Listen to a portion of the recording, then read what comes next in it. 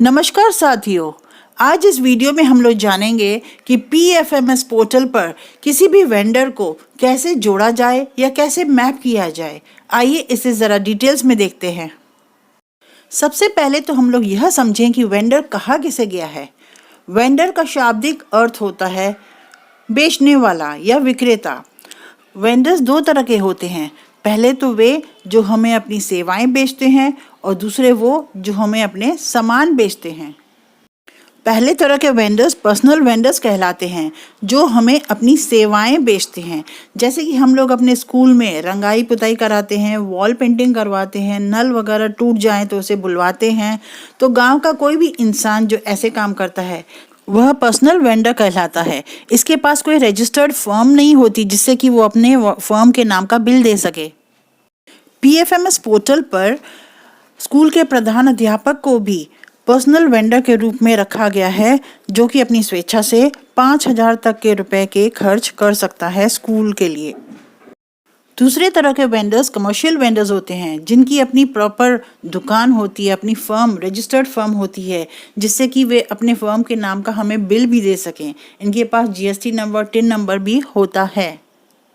दूसरा सवाल यह उठता है कि आखिर इन वेंडर्स को हम लोग PFMS पोर्टल से जोड़े ही क्यों।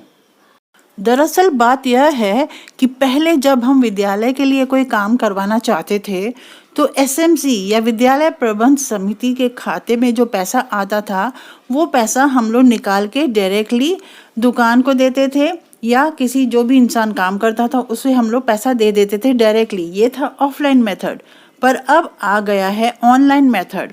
इसमें हम लोग किसी भी दुकानदार को या किसी भी इंसान को जो हमारे लिए काम करता है उनको हम लोग पैसा तो देंगे, लेकिन ये पैसे उनको सीधे हाथ में न देकर हम लोग अब ऑनलाइन मेथड से PFMS पोर्टल के थ्रू ऑनलाइन मेथड से सीधे उनके बैंक खाते में भेजेंगे। ऐसे में यह ज़रूरी हो जाता है कि हम लोग उनके रजिस्टर्ड फर्म को और उनकी बैंक डिटेल्स को PFMS पोर्टल पर ऐड कर दें। अब तीसरा सवाल, PFMS पोर्टल पर इन वेंडर्स को ऐड करेगा कौन।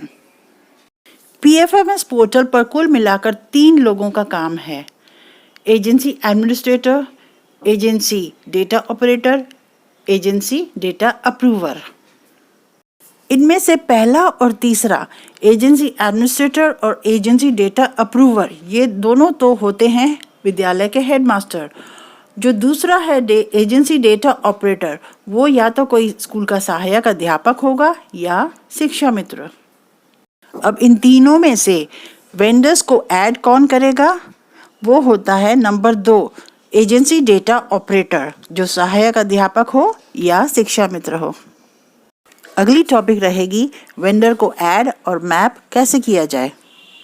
आगे बढ़ने से पहले हम लोग यह जान लें कि वेंडर्स को ऐड करने का मतलब क्या होता है और वेंडर्स को मैप करने का मतलब क्या होता है। एक छोटा सा उदाहरण लेते हैं। मान लीजिए एक बहुत बड़ा मॉल है, उसमें बहुत सारे सामान पड़े हैं। तो उन सामानों में से जो मुझे चाहिए, मुझे अपने घर में चाहिए, उस सामान को मैं पिक करूँगी, उसे चूज़ करूँगी और उसे अपने घर ले आऊँगी। तो यही कंसेप्ट है मैप करने का। यानी जो चीज़ बाज़ार में पड़ी तो है लेकिन मुझे उसे अपने पास ले आना है, उसे हम मैप कर लेंगे।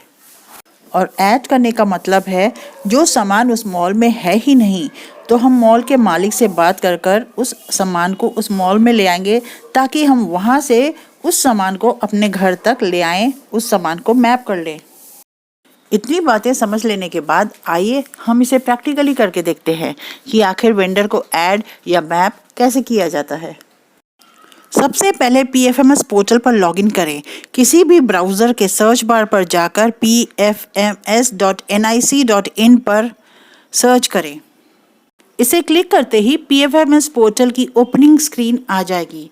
ऊपर दाहिनी तरफ दिया गया लॉगिन बटन, इस पर आप क्लिक करें। इसी पेज के नीचे आ जाते हैं लॉगिन के ऑप्शंस। पहले तो आपको यूज़र नेम डालना है, फिर पासवर्ड डालना है। वेंडर को डेटा ऑपरेटर ही ऐड करेगा, इसीलिए यहाँ पे यूज़र नेम और पासवर्ड पर डेटा ऑपरेटर का ID और उसका ही पासवर्ड डाला जाएगा। यूज़र नेम और पासवर्ड सही डालने के बाद आपके पास कैप्चा का ऑप्शन खुल के सामने आ जाएगा। आप सही से कैप्चा डाल दें और क्लिक कर दें लॉगिन बटन पर। खुल के सामने आ गया पीएफएमएस का वर्किंग पेज, जिसमें ऊपर आपके डेटा ऑपरेटर का नाम लिखा होगा और बगल में बहुत सारे मेनू और सब ऑप्शंस दिए रहेंगे। हमें जोड़ना है अपने वेंडर को, तो आप क्लिक करें मास्टर्स सब ऑप्शन का। याद रखें यहाँ पे 2 मास्टर्स ऑप्शन है, एक ऊपर एक नीचे। आप नीचे वाले पर क्लिक करें। ऐसा करते ही एक और ऑप्शन खुल के सामने आएगा जिसमें 3-4 ऑप्शंस दिए रहेंगे। इस पे आपको क्लिक करना है वेंडर्स पर। इसके बाद और एक विंडो खुल के सामने आ जाएगी जिसका पहला ऑप्शन है मैनेज, दूसरा है ऐड न्यू। अब मॉल वाला उदाहरण यहाँ लाकर इसे समझते हैं। पीएफएमएस पोर्टल एक बहुत बड़ा मान लीजिए मॉल है जिसमें बहुत सारे वेंडर्स पहले से ही ऐड किए जा चुके हैं। हो सकता है जिस वेंडर को हम ऐड करना चाहते हैं वो पीएफएमएस पोर्टल पर पहले से ही मौजूद हो। तो क्यों ना हम लोग पहले पीएफएमएस पोर्टल पर चेक कर लें कि हमारा वेंडर वहाँ पे मौजूद है कि नहीं। तो आइए पहले यह प्रोसेस देखें कि हमारा वाला वेंडर इस पीएफएमएस पोर्टल में मौजूद है कि नहीं। तो ऊपर दिखाई गई विंडो में से ऐड न्यू का मतलब होगा हम नए वेंडर को ऐड करना चाहते हैं, लेकिन उससे पहले हम लोग मैनेज में क्लिक करके पीएफएमएस पोर्टल पर चेक करेंगे अपने वेंडर को। मैनेज पे क्लिक करने के बाद ये दूसरी विंडो मैनेज वेंडर वाली खुल जाएगी। इस विंडो का पहला ऑप्शन है सर्च क्राइटेरिया, यानी कि हमें खोजना है। अब खोजने के भी बहुत सारे क्राइटेरिया हैं, हम किसे खोजना चाहते हैं। इस डाउन एरो पर क्लिक करते ही खोजने के सारे क्राइटेरिया आपके सामने होंगे। तो सबसे पहले मैं खोजना चाहूँगी ऐसे वेंडर्स को जिनको मैंने रजिस्टर किया है, यानी कि जिनको मैंने पीएफएमएस पोर्टल पर ऐड किया है। तो पहले वाले ऑप्शन पर क्लिक करें। चूँकि मैंने अभी तक किसी भी वेंडर को ऐड नहीं किया है पीएफएमएस पोर्टल पर, तो यहाँ पे दिखा रहा है नो रिकॉर्ड्स फाउंड। दूसरा, हम लोग ऐसे वेंडर्स को सर्च करेंगे जिनको किसी अन्य विद्यालय या अन्य फर्म ने पीएफएमएस पोर्टल पर रजिस्टर या ऐड तो कर लिया है, लेकिन हमें उनकी ज़रूरत होने के बावजूद हमने उन वेंडर को अपने सिस्टम में मैपिंग नहीं की है, अपने सिस्टम में अभी तक इंक्लूड नहीं किया है। तो क्लिक करें दूसरे ऑप्शन पर।